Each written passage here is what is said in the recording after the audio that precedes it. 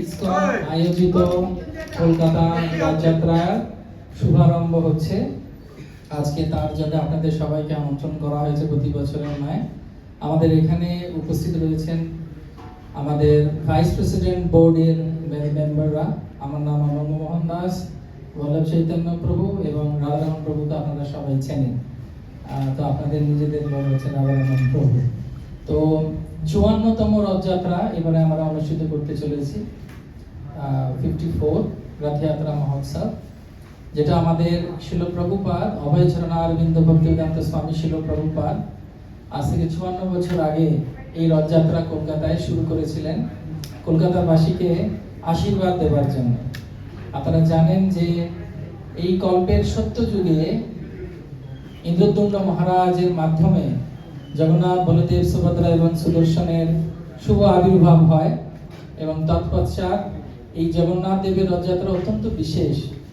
অন্য কোনো ভগবানের মূল বিগ্রহকে নিয়ে বাইরে বের করা হয় না, কিন্তু জগন্নাথ, বলদেব, সুভদ্রা এবং সুদর্শন হচ্ছেন এমনই একজন ব্যক্তিত্ব, এনারা সবাই মূল বিগ্রহ ভগবানের রথে করে বাইরে বেরোয়। এবং সেজন্য শাস্ত্রে বলছে দৌলেছে দৌল গোবিন্দ চাপেছে মধুসূদনা রথে চ বামন দ্রষ্টা পুনর্জন্ম না বিদ্যতে। একবার যদি জগন্নাথকে কেউ রথে দর্শন করেন তাহলে তার আর পুনর্জন্ম হয় না, অর্থাৎ তাকে আর এই পৃথিবীতে ফিরে আসতে হবে না। তো আপামর জনতা, বিশেষ করে ধর্ম বর্ণ নির্বিশেষে এই জগন্নাথ দেবের রথযাত্রা, শালবেগের রথযাত্রা হোক, ইন্দ্রদুম্নের রথযাত্রা হোক, সবাই জগন্নাথকে ভালোবাসে। আপনারা একবার বলুন জয় জগন্নাথ। এবং এই জগন্নাথ স্বামী হচ্ছেন স্বয়ং নারায়ণ।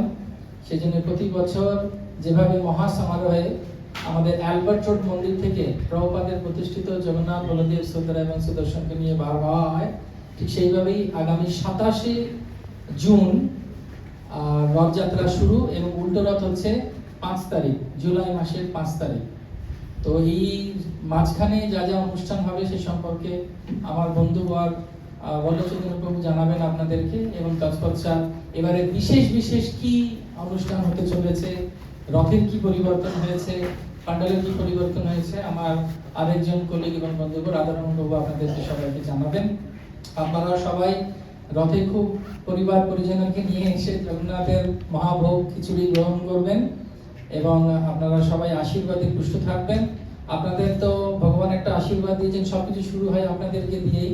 তো খুব সুন্দরভাবে যাতে ভগবানের এই যাত্রা ভালো হয় তার জন্য যা যা আপনাদের পক্ষে সম্ভব সেগুলো করুন, অনেক আশীর্বাদ লাভ করবেন। জয় জগন্নাথ।